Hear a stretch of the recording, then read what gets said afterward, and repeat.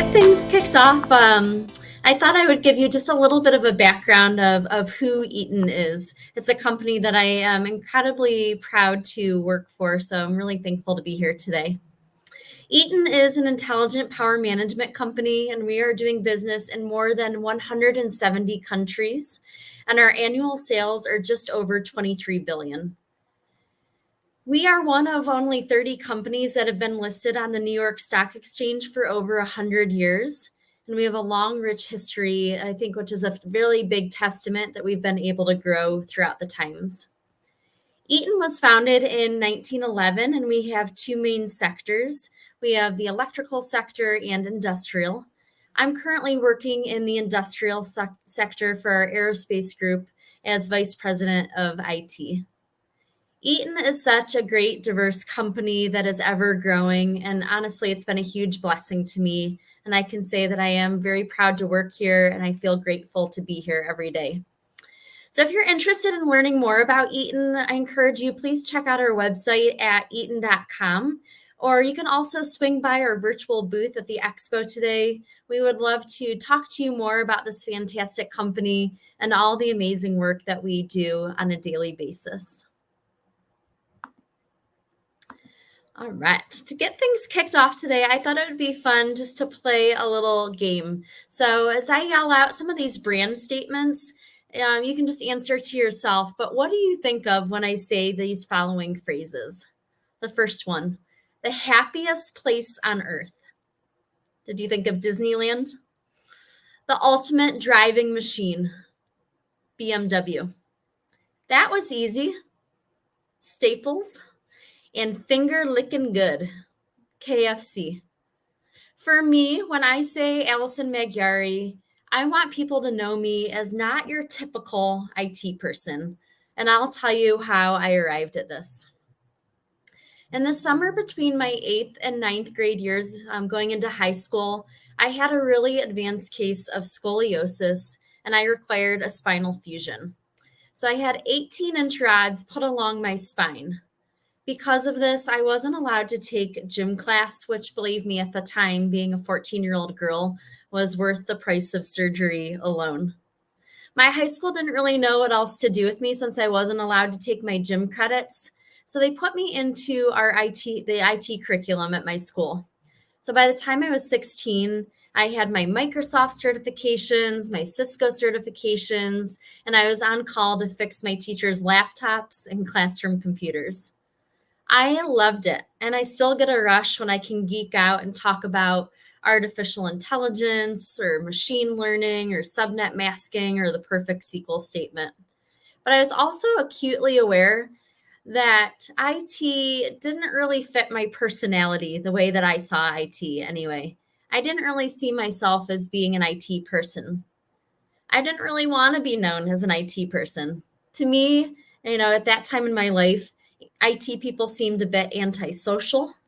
They seemed a bit impatient. They seemed to shame me a bit when I wasn't up to their technical chops. So I like to be social. I like to understand the root of the problem. I didn't really want to be like them. I knew I wanted to be different. I wanted to be myself. And I was worried that if I got into this profession, that I wouldn't be enough, that I would be too different. Which takes me to my other profession.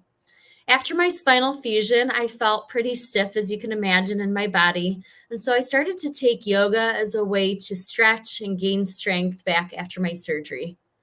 And after taking yoga for a few years, I decided I also wanted to learn how to teach others. So I became a yoga teacher. And I've now proudly been teaching for 13 years. So it's really interesting to me that what seemed like a major curse at the time by having back surgery turned out to be one of my major blessings in my life because it led me to both of my careers. So I've always loved that. But one of the major hallmarks of a yoga class is to watch the students when they come in and try to identify their pain point. Are they tense with gritted teeth? Do they have a physical issue that you can see that's causing them pain, or they would benefit from a stretch that night? It was always really fun to me anytime I still teach is to see a student come in that looks tired or tense or in pain. And when they leave, They are smiling and pain-free. I wanted to bring that same experience to IT. So I began to observe people that were coming to IT for help. I identified what their pain point was, and by the time they left my presence, I wanted to fix their problem, but I also wanted to give them confidence that they could come back to IT if they had any issue or any question without being shamed, and that they would have the confidence that they could use their technology without any issue. So I wanted to be IT. Maybe just not your typical, or maybe more accurately, just not your stereotypical IT person. So in order to do this, I knew that if I was going to feel happy and fulfilled in my role in IT, I would need to ensure that I was staying true to myself and infusing my personality into what I was doing. When I wasn't doing that, I would say probably mainly at the start of my career, when I was trying really desperately to not separate myself out at all, to really truly fit in, I could tell when I would leave work, I felt often very tired and very drained by the end of the day. I felt like I was counting down to 5 p.m. when I could exhale and I could be myself again. I needed to know that although I may have been different than some of my IT colleagues, that I was enough, being exactly who I was, and I could bring my whole self to work. That the things that made me different weren't things to be embarrassed about or to hide, but to the contrary, were really key strengths that could bring out not only the best in me, but could also bring out the best in other people too. And a few ways that I did that included, for one, I'm a big believer in positive affirmations and quotes. Each Monday, I would send my team an email entitled #MotivationMonday. This included updates from what was happening with my team throughout the week and any impending deadlines. And I'd always end each of these emails with either a positive story or a positive quote. So what's really funny about this and why this sticks out in my mind is I had a team of, it was a global infrastructure team, and it was made up of 15 men who were all over 55 years old. So I could already tell I didn't really fit in to that group. But I used to send this Motivation Monday email out. I sent it out for a year and a half. During that time, not one person responded to my email, and I sometimes even doubted that they were reading it. But after I took a promotion in my first week when I wasn't their manager, I had to smile because 13 out of the 15 men on my team personally reached out to me asking if I would still be able to send the Motivation Monday email every Monday because they loved reading it. So you never know the impact that you're having on people when you're really, truly just being yourself. The second one that sticks out to me is voice of customer. So voice of customer is something that I am incredibly passionate about. If I can link what I'm doing on a daily basis to ensuring a better experience for someone, that really motivates me. So voice of customer is one way that I've really been able to connect to everybody that I work with. It's something that I've infused into every team that I've led, and it's been incredibly rewarding. One way to elicit voice of the customer is something that I absolutely love, and I kind of jokingly call it PB&J. But exactly what it is P is for processes. So this is when we actually ask our users what processes are getting in the way of making progress. Where can we make changes to technology to support the process and make for a better user experience? B is for bureaucracy. Where is bureaucracy getting in the way of your progress? Do you understand how to get things done through different levels of the organization? And then J is for jams. What jams are you currently facing from an IT perspective that I can help you resolve? Just by using this PB&J model, you can really understand a day in the life of one of your users and be able to make changes into their life for the better. And nothing is truly more rewarding than that from an IT perspective. Another one. So when I first started my career, I was already teaching yoga, but I was still very embarrassed to tell anybody that I did that. I was afraid that, for one, they wouldn't take me seriously. But when I saw my coworkers were telling me that, at times they couldn't sleep because they were either stressed out about work or that their body just felt really tense from sitting all day behind a computer screen, I began to give them little tips and tricks from things that I learned in my yoga training. Seeing the benefits, more people would come to me. I used to call them, kind of jokingly, my yoga prescriptions. Soon, I was teaching desk yoga throughout Eaton as either a way to get people's body moving before we started off a really technical session where I was going to need concentration for them, or maybe to take a break in the middle of a session if I noticed that interest is waning and it might benefit if we moved our bodies a little bit, or even fully focused sessions just about wellness and IT. So this has been incredibly fun and rewarding. And again, just another way that I've been able to infuse my spirit into what I do every day. Getting to know people is also really important to me. And one thing I've loved doing ever since I was a little girl, really, was I love writing handwritten cards. So nearly every day at work, I've been able to write a handwritten card to somebody that has actually helped me as a thank you, or just as an encouragement if I notice something in them that I really like and I want them to know that. This is something that I've kept up year after year, and it helps me feel more connected to people that I work with, and also helps me to stay really present and to notice people and truly see them. So it's been another way to bring myself in. The last couple examples. So my office is also infused, you can kind of see it, with all sorts of girly things. From my love of shoes, I have a tape dispenser and a stapler in the shape of a shoe, to the computer engineer Barbie that I sit on my desk.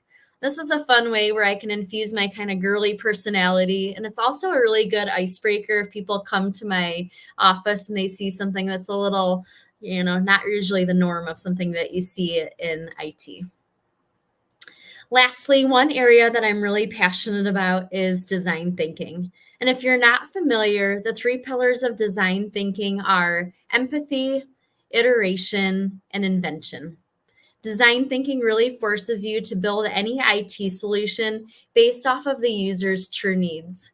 And I was able to roll this out to Eaton in 2018. And again, that was because of the empathy piece. When I learned about it, really struck home with me. All of these pieces make work truly a joy for me. It makes me realize that our strengths outside of our normal day job don't have to go unnoticed or unused throughout the day. It's a huge benefit to infuse them in your normal job. They help you shine brighter, they help you stand out, and they help you be more authentic. And I think people are really attracted to authenticity. And again, you're setting a good example for others that they have the ability to do this too. It's a good reminder that you truly are enough exactly how you are.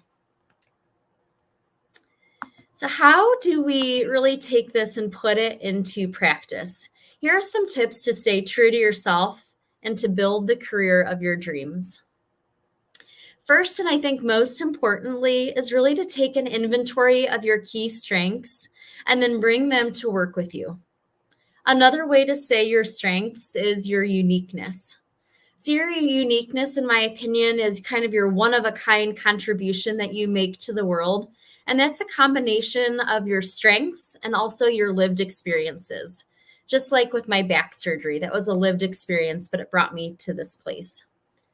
So really taking an inventory of the strengths and abilities that you possess, that you develop, and that you grow. So for example, are you a natural leader? Maybe you can offer a lunch and learn session quarterly about leading others that other people can benefit from. Are you good at public speaking? Maybe you can send out a tip every Monday morning with how to speak with more confidence. Maybe you survived something really traumatic, like a battle with cancer.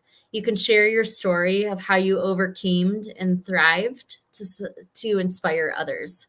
So you can get creative with this and really acknowledge things that you are naturally good at and that give you energy and not take it away and then bring it into work. Some of my key strengths, I think, are probably compassion, a natural liking for people, and positivity. So that Monday motivation email that I sent out, to me, that was very much just being myself. It didn't take much time, but yet it gave to others. So that's a good example of something that you can do as well. Second, knowing your values and knowing not to compromise on them. So our values guide us in what we do and how we act. And it's our filter for choice, really, in our lives. So value helps us navigate the moment-to-moment choices and allows us to set more meaningful goals.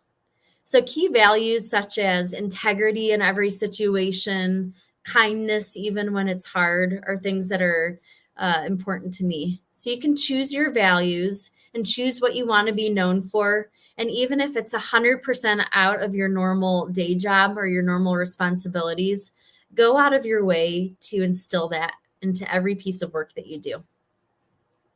The next one I love too, it's living by the mantra, courage, compassion, and connection.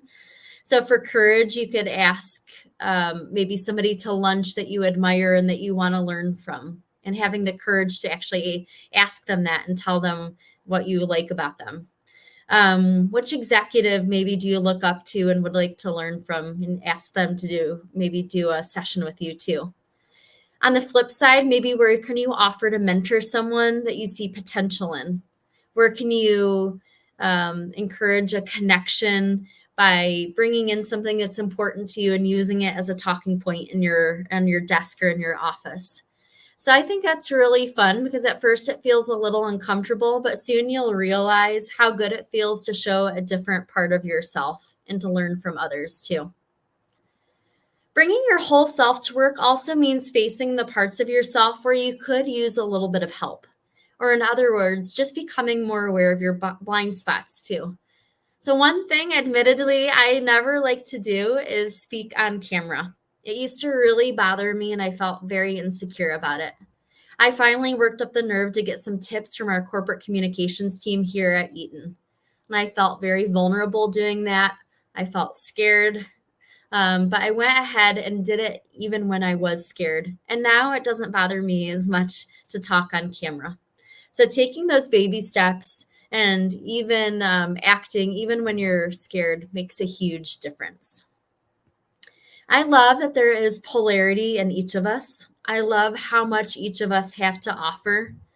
Some that complement our jobs perfectly, and some that seem a little bit outside or very unrelated to what we might do on a daily basis, yet can help us really be our highest selves in the workplace and in the world. So today, I want to close by just challenging you. Where can you bring your full self to work? What part of you have you been maybe trying to downplay or hide? Where can you use your courage and bring your whole self with you to stand out, to be yourself, and to thrive, and to allow others that you work with to do the same?